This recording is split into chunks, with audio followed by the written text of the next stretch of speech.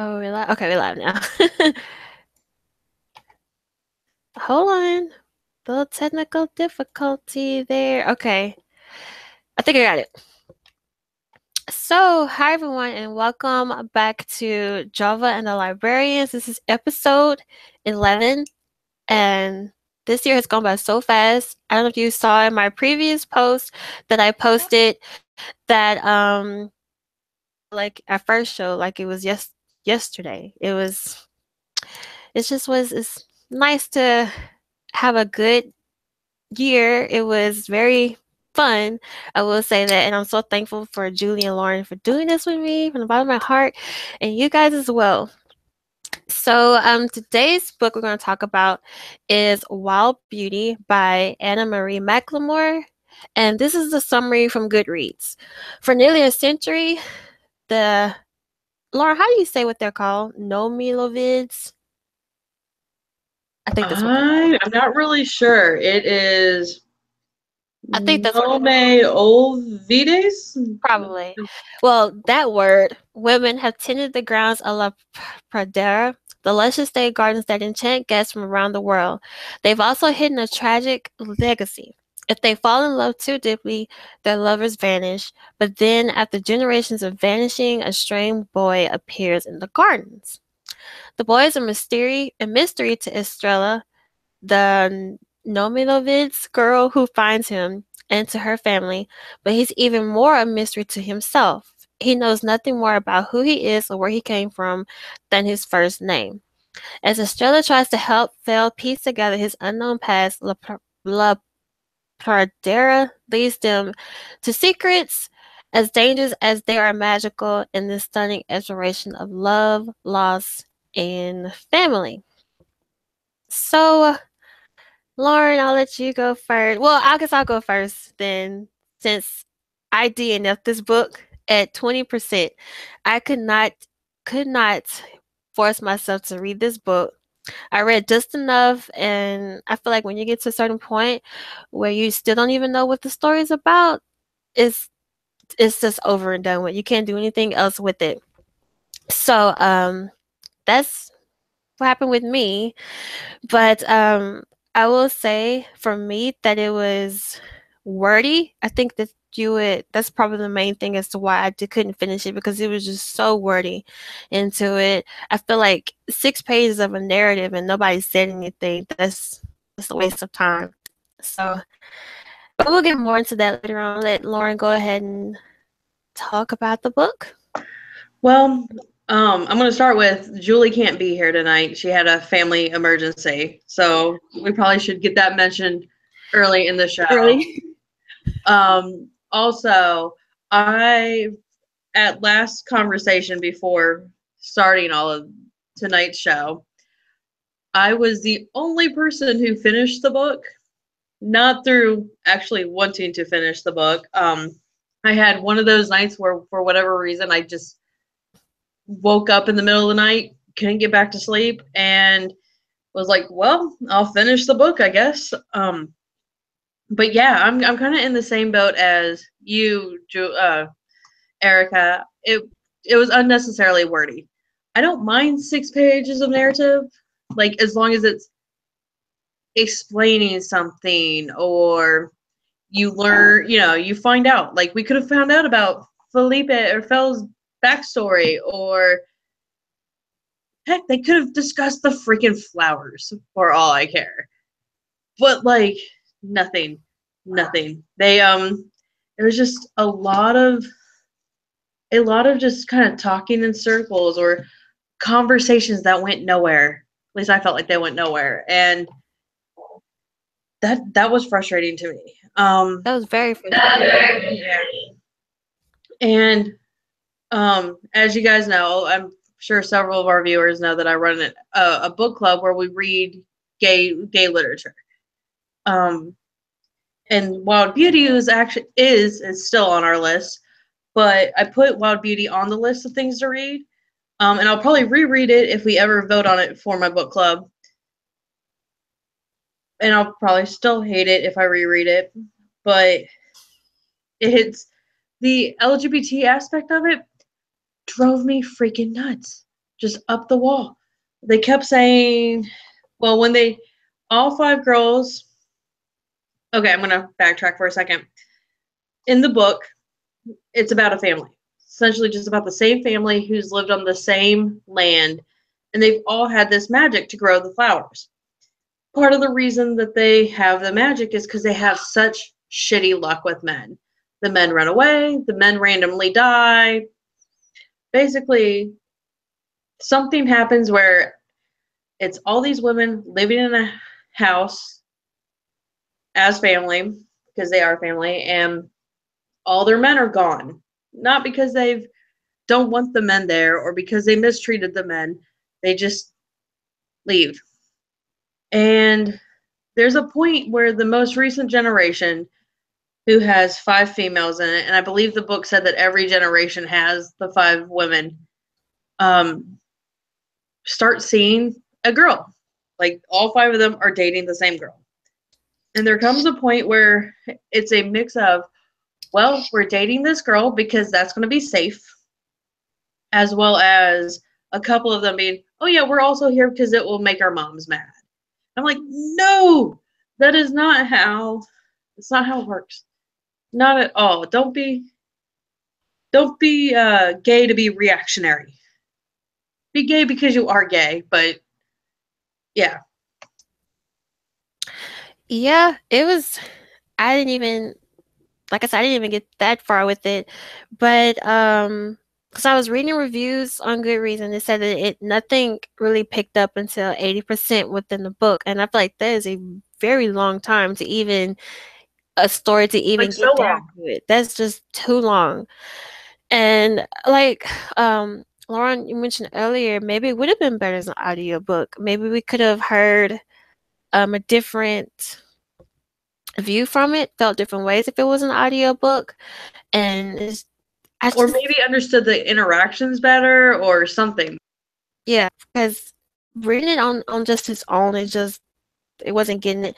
And like I said, if I was able to get through Save Me the Waltz and not this book, then something is definitely wrong because that book was still hard. And I gave it 1 star. And like I said, I hardly ever DNF a book and I hardly ever rate a book 1 star because I know the work and all the effort you put into getting your book out there is just, this wasn't, and then it had a lot of 5 star ratings as well, too. It So, did. This was very much one of those books when you're looking at Goodreads, runs the gamut. You'll get people who absolutely love it and 5 star it and talk about how great this book is. And then you get the 1 stars who talk about just how long it is and how just dry and awful it is. yeah, it just wasn't. It just wasn't good. And I think it was more so the writing than the story. I feel like if the writing was better, we probably could have gotten through the story too. I know that we would have gotten it through it better if the writing was good because and it started out like that too. It wasn't like when you would normally read a book and it's just like it starts okay and then it's like sometimes it'll fluctuate. It didn't even have that. It was just a straight and narrow of the same style straight through. No, it totally was. And I actually looked up Anna Marie McLemore before we started this. Actually, I looked her up before I read it, and I thought she sounded cool. Like, she's, well, first off, just everything seemed super exciting when I looked her up.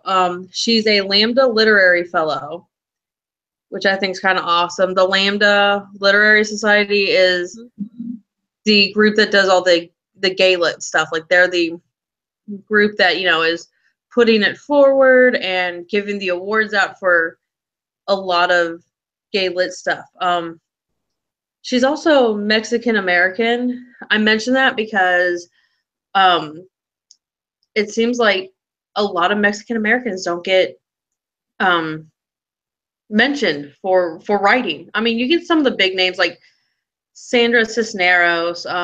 Sure, people have heard of The Brief and Wondrous Life of Junot Diaz by Oh, good gravy.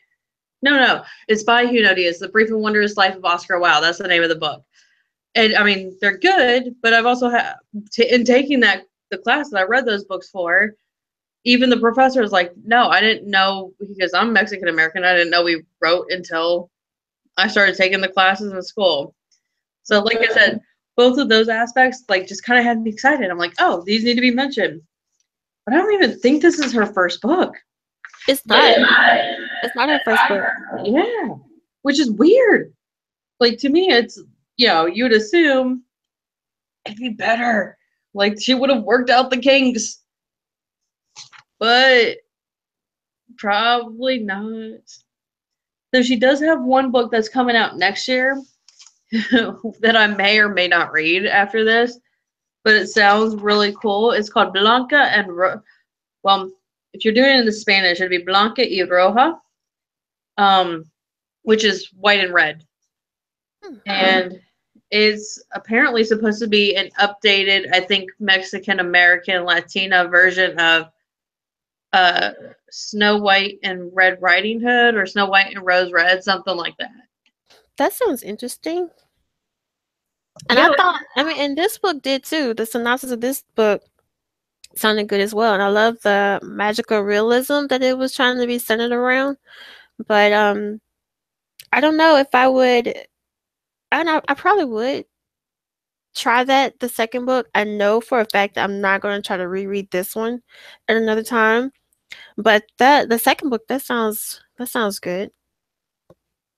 yeah, I agree. The second one sounded like really cool. Like I said, it's an updated. Like I love updated versions of fairy tales. Like they're just kind of fun and kind of modernizes them and does I don't know, it just does something for me to like read these updated versions after having grown up on Disney and and after Disney reading like the Brothers Grimm and Hans Christian Andersen, so getting a hold of the originals. So it's kind of cool to like grow up having that context and reading the hey, here's now a Latino version of Snow White. Here's your Cajun Cinderella and like it's cool. Yeah. So how the character development did that progress throughout the story? How did that happen? Kind of sort of. Felipe towards the end. Oh, I keep wanting to call him Felipe. Fell. I think at the end they realized his name is Felipe. That might be why I keep calling him that. He starts to get his memory back at some point, and then the men. You find out that the reason the men keep disappearing is the land that the women own and live on is a former quarry that people died in. And so it's the land like taking everything back.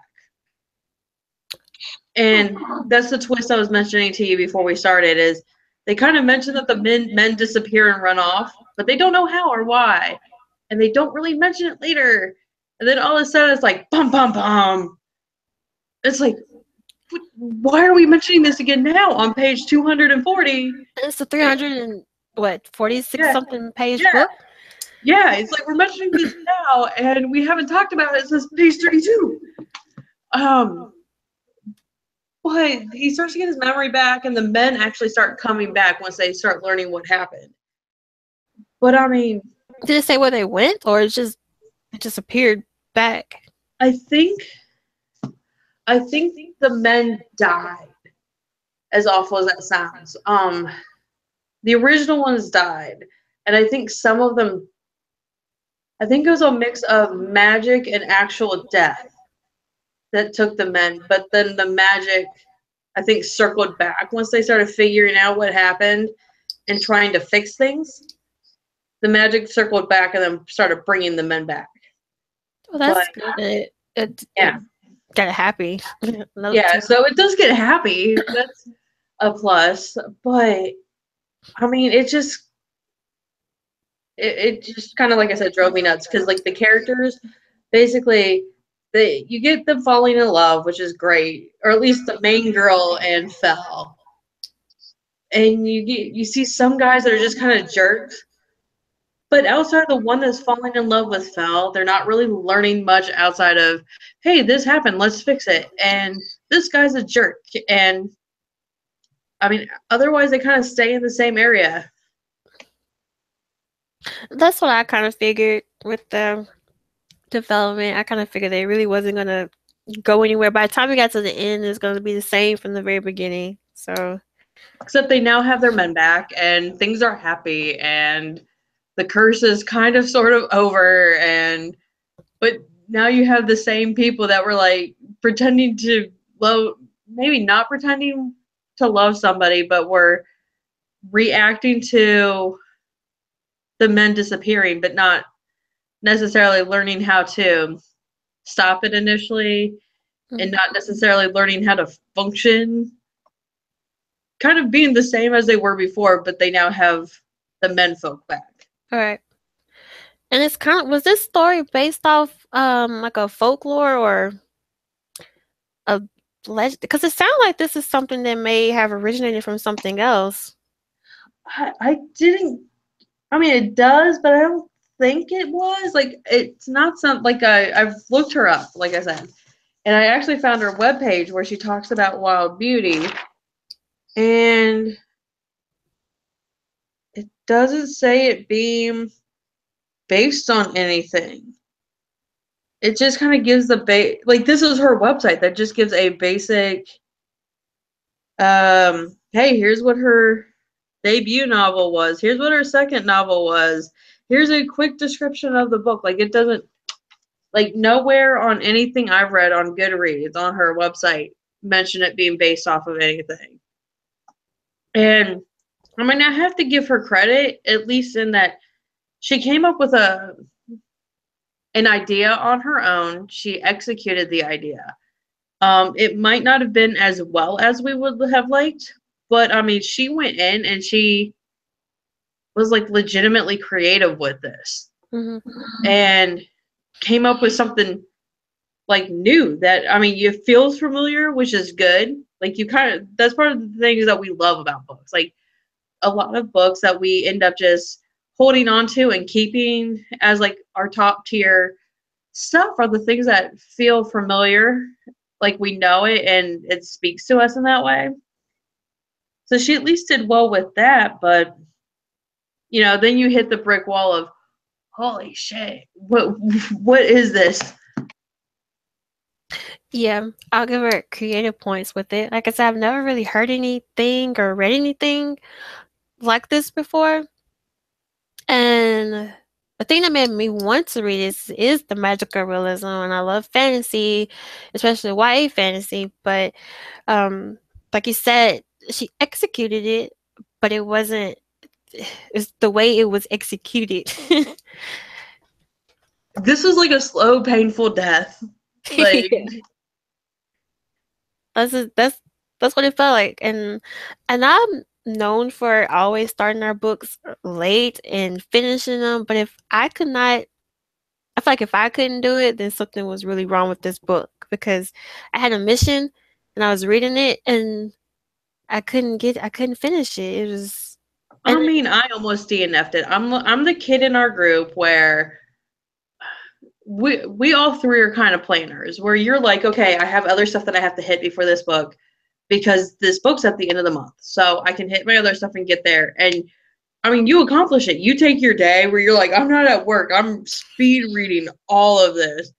Where I'm the one that's like, okay, I know I have to have this for the end of the month. And I mean, I'm lucky in that I have a fairly good memory. Not to say that you and Julie don't. That I know you guys have fantastic memories.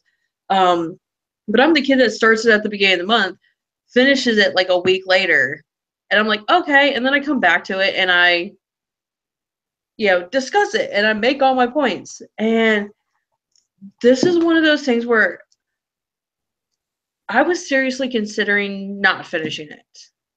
Like seriously considering it. And I'm sitting there going, no. If Julie and Ericka finished Save Me the Waltz, which they both actively hated, but if they finish that book that I suggested, I can finish Wild Beauty. Like I will do this.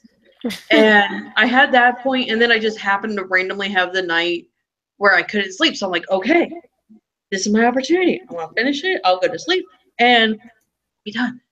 And yeah, I mean, quite honestly, the fact that I had that night is probably the only reason it ended up getting finished. Yeah, and I think that's what we were afraid. I guess for the sake of the show, we were afraid to DNF a book, but that's completely fine because some books Some books are that bad. Yeah, so and I feel like this was the one where it was that bad. And for those of you who liked it, that's great. But it was just I just could not read this book. And like I said, this is the second book that I've DNF'd this year. So I hardly ever DNF a book, and I hardly ever not finish a book, no matter if it's bad or not. I just look at it and maybe I just need to come back to it another time. But See, this one just I DNF more than you and Julie do. I'm the person that's like, I hate this book. I will finish. I'm not finishing. Whether that it means I end up deciding I hate the book 75% through, or if I decide I hate the book 15 pages in. Like I'm like, it's awful. This is not a book I want to spend my time on because I don't like it. That said, I've read several books for this group that I just wasn't a fan of because like I wanted to come in and discuss them and say, no, from cover to cover, I read this book from cover to cover, and this is why I did not like it. But I will tell everybody here what I tell Rainbow Reads. Not finishing a book, even if it's for book club, is a perfectly acceptable reaction to a book because some books are that bad, or you just dislike a book that much. If that's the case and you did not finish it, come in, sit down, tell us why you hated the book that much. If you can't, there's no reason for you to DNF it. And if you also, but there's also probably no reason for you to show up that night and try to discuss, say, no, I hated this book. Why'd you hate the book? Wasn't flashy enough. Books aren't flashy. In the chat room, Crystal Clear Review said that, to be honest, she hated the beginning of the book, and then it got so much better in the second half. I mean, the romance between Fel and what's her face? Estrella. Estrella? Yeah, I think it's Estrella. The romance between them was nice because I think it kind of helped Fel get his memory back a little bit. And it also caused her to grow up a little bit, but yeah, that was just me.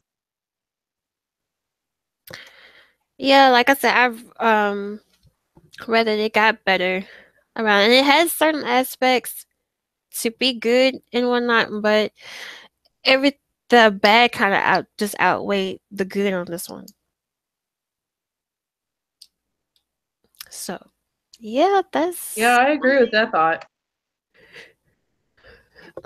Let's see if anybody else commented. I know that Julie was emailing us.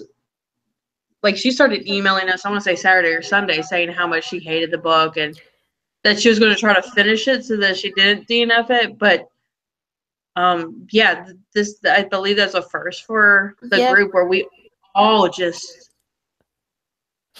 I mean, there were moments in other books where we all kind of were like, it made us a little grumpy, but there would be one person that like hated it and another person is like, I see the value in this book. Yeah. I think this is not that book. Got to, I think page 180, I think. It was a little over the 50% mark. And because at first she couldn't get into it at all at the beginning. And then she was going to put it down and come back to it. And then today she's going to try to read more, and she stopped at 180. But she's going to DNF it anyway.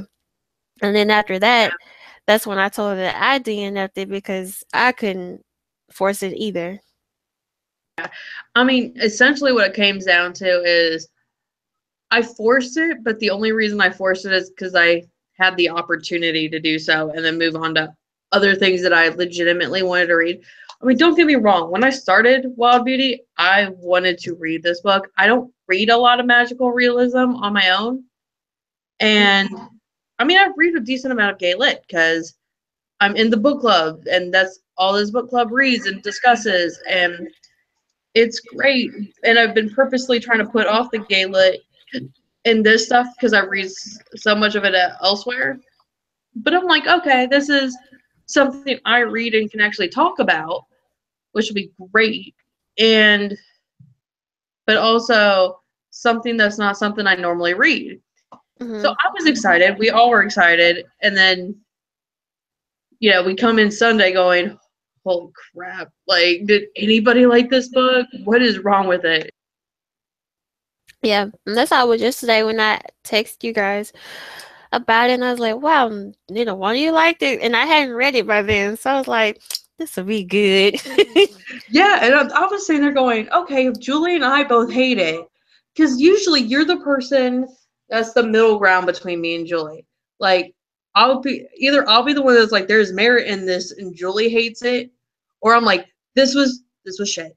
Like, why are we reading this? And Julie's like, no, there's merit, and you're like, no, I see both sides. This is where Lauren's going, and I get that, and this is where Julie's going, and I get that. So when we're both sitting there going, this is crap, I'm like, oh, Ericka's gonna start it tonight, and she's gonna love it. And No, nope, nope, nope. And I'm sorry, and then I'm not sorry because this is just the life sorry, of a not sorry reader. at all. It's the life of a reader. We DNF books and we I five feel like star books. I feel like the hashtag for this book is sorry, not sorry. I think there's really nobody for me to throat punch because I didn't finish the book. And please, God, somebody in the comments want to throw. No, I take it back. I mean, please, people in the comments, throat punch somebody because I mean that's what we do here. We have to have a Um, throat punch. This is our last show for the year, so but I mean, if I had to throat punch anybody, let me find his name. Let me find his name. Fell was all right. The guy in town. Holy crap! Sorry, I just stumbled across a quote here that I didn't mean to find, but it kind of makes me feel good. Is that she always had some fantastic outfits, satin pants, of course. I don't know why, but I just found that. I'm like, oh, that's kind of great. There's this jackass that lived in town who they all were trying to like avoid, and the girl that they all were dating, Reed, that's what his name was. He was an ass, and I probably would have throat punched him. yep. Fell would shove Reed against the fountain like the stone was a brick alley, and Reed was a man calling a boy Nancy, Molly, anything cruel and unanswerable. Like, that guy's just a shit. And I would love to punch him in the throat or the face or just, yeah. It's I don't know. It's just one of them days. I mean, one of them times. One of those books. Yeah, and I hate that because this is our last show for the year, and the last book that we're reading was not a good book for us to Well, read. I mean, there's always going to be that one book. Maybe this is that book for Job in the Librarians where, as we're going through it, we'll go, at least it wasn't Wild Beauty. Like my other book club that I'm in, Rainbow Reads, anytime anything's bad or even remotely awful, we're like, well, at least it wasn't Cut Both Ways. And you've heard about Cut Both Ways, Yeah. Eric, but I mean, there's always that. I think like when you're in a group of readers, there's almost a need for that one book that's bad, like just so bad that you reference it later. Like, no, let's keep a clear head about this. Yes, Save Me the Waltz was bad, but it was no Wild Beauty. Yeah, that was like I said, but I finished that one, so I mean, it's just was something about Wild Beauty. Um, I hope. Please forgive me. I don't want to butcher your name, but I think it's Ifers Inkling. She said she hadn't started it, but it sounds like I'm not missing anything, and she's not a magical realism fan. It I guess it just depends on the story, the backstory of it, or the synopsis of it. Like I said, I like magical realism I mean, and you're missing fantasy. out on as a kid I know referred to at the end of another book. The only thing you're really missing with this book is just how sublimely frustrating it is. Mhm. By the way, shout out, thank you Cooper Doyle for that quote. Yeah, it was just one of those the writing just makes you just want to throw the book. And it's like that, and you get that feeling at the beginning of the when you first Yeah, start it reading starts it. You off get it at the very great. beginning. And that's kind of, weird, but it happens in some of them. Starts off great. It ends kind of all right, but I mean, there's easily 200 pages or more where you're like, just kill me now. But I will say this: I was looking forward to this book, and I mean, I feel like this book was a little extra painful because I was looking forward to it so much. Because, like I said, it's got the gay lit aspect to it that because I'm now kind of sort of in the community without actually being in the community, I can somewhat intelligently discuss it because like I've read some of the books, I've done a little bit of research, enough to be kind of sort of dangerous with it. But I mean, this I was looking forward to that. I was looking forward to magical realism sounds awesome. Like I love sci-fi movies. I like fantasy movies. I'm all right with fantasy books as well. And this was just so bad on every level of like all of that stuff. Yeah. And like that, I will say this though. One of the things I I liked were the quotes at the very beginning. One was by Frances Hodgson Burnett, who did The Secret Garden and The Little Princess. If you look the right way, you can see that the whole world is a garden. I'll give her that one. And then you got Pablo Neruda by and it's in Spanish and in English. The Spanish is Quiero hacer contigo lo que primavera hace con los cerezos. I'm pretty sure I just killed that last word, but I'll not pay for the rest of it. Sorry, my freshman level Spanish there from college. But yeah, quiero hacer contigo lo que primavera hace con los cerezos. Yeah, I want to do with you what spring does with the cherry trees. Hmm. Yeah, they had it in English underneath. I promise. You're just trying to sharpen skills. Yeah, I get to show them off so infrequently in Louisiana. I mean, and then Yeah. you all speak French down here. I'm like, no, don't have Um, any of that. Kimberly, Ankrum, please forgive me if I said that wrong. She said she enjoyed the last 100 pages of the book. The beginning was a little eh for her, and it was like that for all of us. And then she said, um, it pretty got to the why of the why. But why they got to the men that were disappearing. Sorry, I butchered that comment up good. I mean, I just killed the Spanish language, so like, not even like nailed it. More like, she probably shouldn't ever speak Spanish again. Yep. But yeah, it's like we all kind of, even everybody's in the chat room, we all kind of feel the same way about it. I think I don't want to say the bad guy because I rated it 1 star. What, you did it 3? Yeah, I did 3 and I finished it because it for part of that was the creativity points that I mentioned earlier, and I thought it started just fine. Like, I'll be clear with that it started just as my grandfather once said, it was perfectly acceptable. And it ended okay-ish. At least it had a happy ending for like what we were given. It was the rest of the book. Just the rest of the book was not good. And I mean, yeah, there's a little part of me that's like, I really hope she's not like tuning into the show or finding us. Yeah, because I don't think we really. I mean, we've said some positive thing about the creativity and the Her idea of next book the sounds story. great. That's all good. I mean, I feel like that's you could do a lot with that. But it's just how you There's, present it. yeah, I mean, at least we're trying to be constructive in our criticism. But there's part of me that's like, it's great that she's Mexican American and writing because, like I said, a lot of them don't get the credit that they deserve, the discussion that they deserve. Mhm.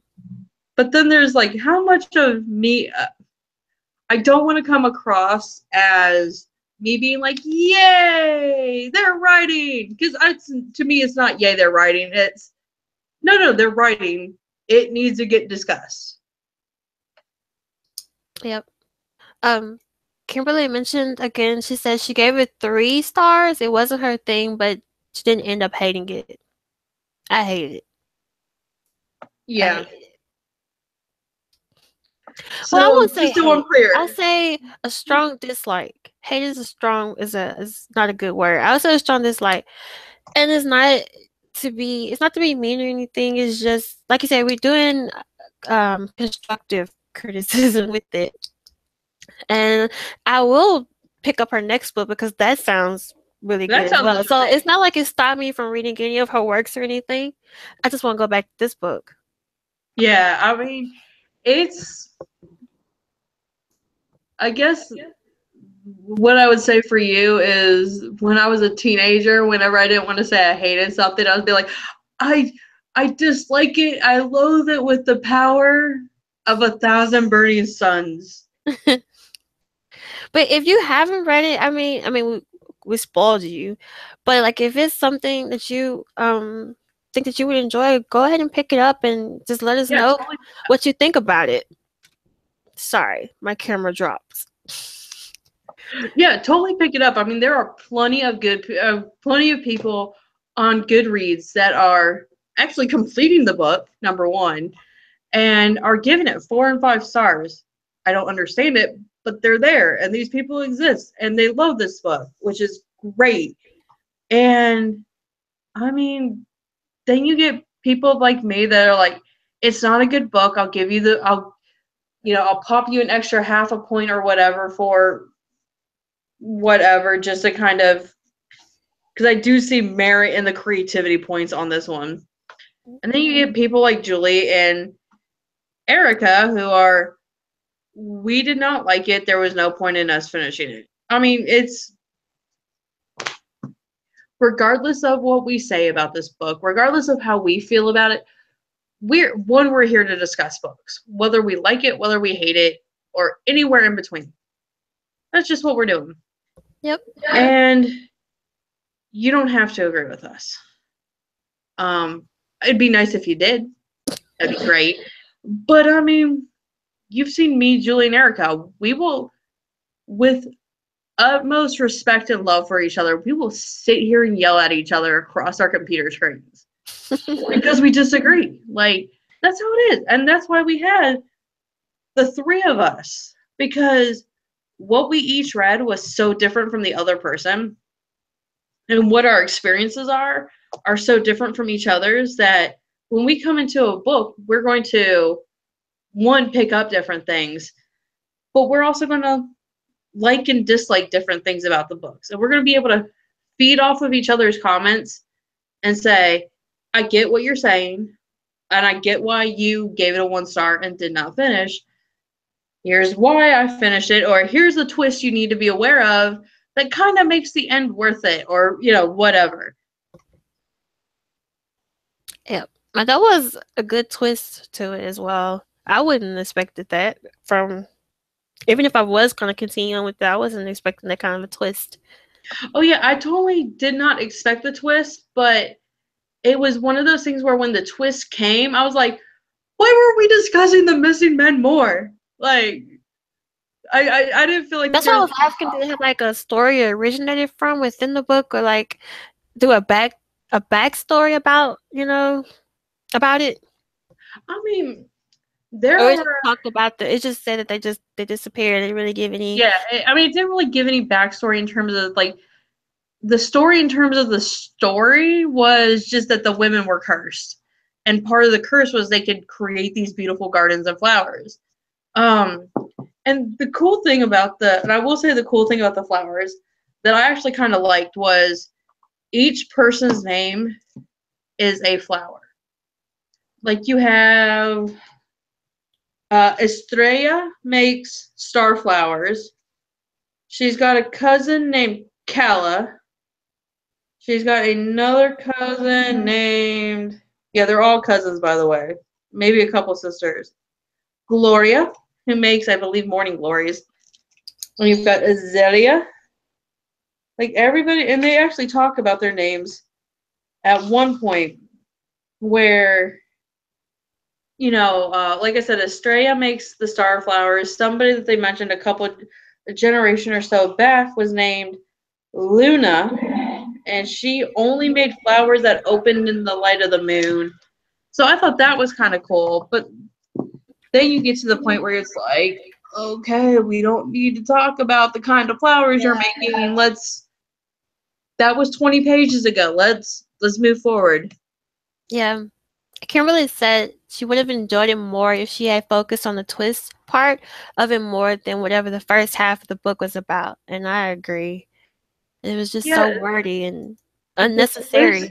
the twist was great.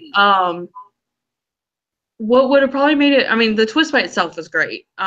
Within the context of the book, it probably would have been better either if we had discussed the men missing more, Yeah. or if it had been closer to when the men were missing. Like if there had been, let's say, stories in town.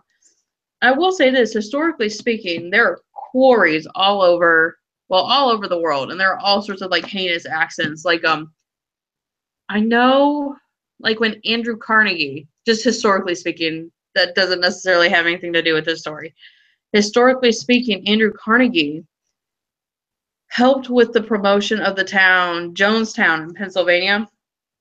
I believe it was in Pennsylvania. It might have been like right inside of Ohio. It was one or the other. And they actually built up a dam right against a, I think it was a river, and blocked it off in order to make the town work and also to have essentially a man-made lake for Carnegie or Carnegie, depending on how you pronounce it, for him and all of his little rich buddies to hang around and play in. And the dam busted, like supremely busted, and flooded the town to the point that people died. Not like one or two, but multiple deaths. And they were finding people like bodies up and down the Ohio River afterwards. Hmm. And that was kind of I mean, that's also part of the reason where I'm like, okay, it was either on just inside Pennsylvania or just inside Ohio, because it was really like on the Ohio River border. And they were finding bodies up and down this, and that was kind of the turning point where Carnegie said, how I'm making money is working, but how I'm living off that money is not. So that's when he started doing like all the library stuff and just giving to charity, and yeah, basically trying to spend his money and provide for people. And I mean, that's kind of where that kind of stuff is where my mind went when they were talking about the quarries and all the deaths that were associated with it. But like I said, those, in terms of this story, those may or may not be um, associated or context or whatever you want to say. Yeah. Well, it's pretty much. Well, if you guys in the comments, don't you have anything to add about it or your thoughts about the book? I will say this, Ericka, I think you know Steven McLemore Hmm. here in Monroe.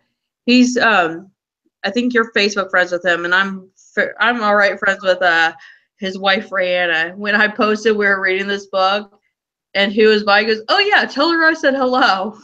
Oh yeah. Sorry, I had, since we had time, I had to include the cheesy joke. But yeah, I mean that's pretty much the story in a nutshell, though. Like I said, we all kind of had the same little thoughts about the book, and like I said, if you haven't read it, pick it up and read. It's like I said, it's a good idea behind the story, and you may get something out of it that we didn't. And you can just always let us know what your thoughts on it and what you liked about it. And also, I will say, just a reminder that this is our last show for the year. We will pick back up in January. We just don't know what book we're going to have. We just wanted to give you guys a break from this and Well, we enjoy your know family. holidays are coming up, finals Yeah. at school. Like we realize that the end of November, beginning of December is crazy for a lot of people. You're prepping for Christmas, you're prepping for Thanksgiving. If you're in school, finals are coming up. If you're like me, you end up traveling for one, if not both of the holidays. And I mean, when you're traveling for something like Christmas, you're prepping for like 3 holidays all in one. So we decided that for our own sanity as well as for your guys's, we'll take a month off. We'll enjoy our holidays, and we'll come back and drive each other nuts in 2018. Yep, and I can't wait for it. This is like I said, this has been fun. I love doing this. It has just been a great opportunity. Stepping out of our comfort zones and doing something like this has just been worthwhile, and I'm so glad that I did that. I don't know if you guys watched. I know Jesse the Reader is a host for for this, but he does the book explosion of the month. I used to watch those all the time, and I got so inspired from it, and I was like, it'd be awesome to do something like that. But of course, it's not on that level. But the fact just to sit here with bookish friends and talk about different books every month, that's that's all I need. So, and I love doing it. I mean, it's been so much fun, and I mean, I'm gonna read anyway, and it's nice to be able to toss something to you guys and have you read it, and like with Save Me the Waltz, if it's something I like and have been wanting to read, it's fun to toss it to you guys and have you read it and tell me why you liked it and why you didn't like it.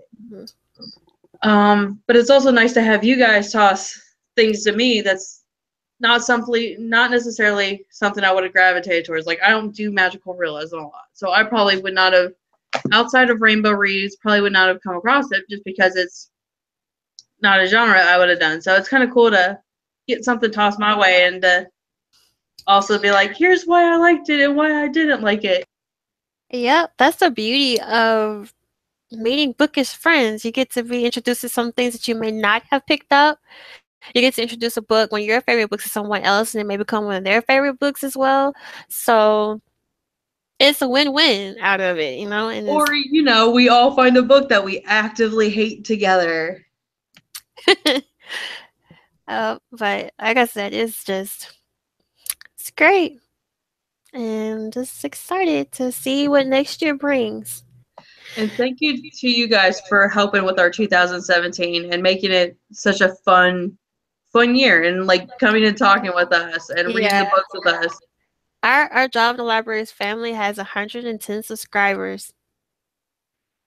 So I Woo! know that's amazing. So our family is growing, and I can't wait to see more of it growing.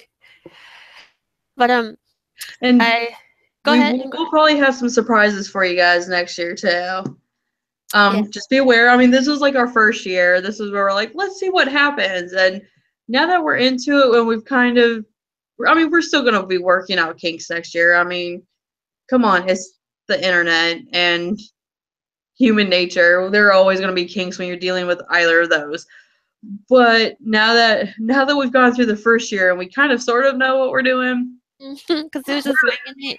And like yeah, I said, I do this. We've been doing this every month, and I get so nervous every time. But once I start talking and we get in the groove and the mood, it goes away. But every month when we get to do this, I'm super nervous. yeah, totally. And like I said, we're kind of hitting it, and don't be surprised if be surprised, but don't be surprised if we throw things your way. Yeah. Just to kind of change it up and see what happens. And I also wanted to mention next month is our I'll be doing a reading challenge. It's a Christmas bingo. I mentioned in the buddy read and I mentioned in my previous video. It's just a Christmas bingo. It works like a regular bingo. It's book challenge, it's reading challenges and it's non-reading challenges, but it's all book related. Like, for example, you have B, take a Instagram picture or a picture of a book Christmas tree, post it to the buddy read, or I, the Ghost of Christmas Past, or the book that brings back good memories for you. So I'm trying to make it fun and interactive. And also, I mentioned that I'm going to be doing a giveaway, an Amazon gift card giveaway. This is my Christmas present to you guys as well. But it will begin December 1st and end on the 22nd. So I'll have all the information linked down below in this video. Also, I will post the information on the buddy read the day before, just to let you guys know about it, that you're going to be participating. I hope you have fun. This is my first time organizing the reading challenge. So I hope you guys like it. I mean, I was trying to think of something different to do, and I thought a bingo would be great. I know it's one of my favorite games to play. So I hope you guys like it. Sounds fun. Yep. So there's not any more comments or anything. This was I do have a great. random question that I'm going to throw out. Mhm. Respond in the comment section, respond in the buddy read area, whatever works for you guys. But how many people outside of, I'm not even talking about finish, but how many people outside of me, Julie, and Ericka actually read the book? I mean, we are saying, hey, if you're even interested, come talk to us. We will spoil it if you're okay with that. But I'm just curious, how many did people actually start it? I think a couple finished the book. There's some said they finished it, and Okay. I think one said they didn't finish. And yeah, I think the majority of them did finish. They said they liked the second half better. Yeah, I'm one of those weirdos where it wasn't cut into halves for me. I like the beginning, I like the end. It was so maybe I did like half the book. It was just the middle section I wasn't a fan. Yeah. Yep. Yeah, Kimberly said she finished the book. And she said, oh, we was talking earlier, she said she started doing these in August and have really enjoyed them. She missed having a book club that she's a part of, so she'll be back in January. So, yeah.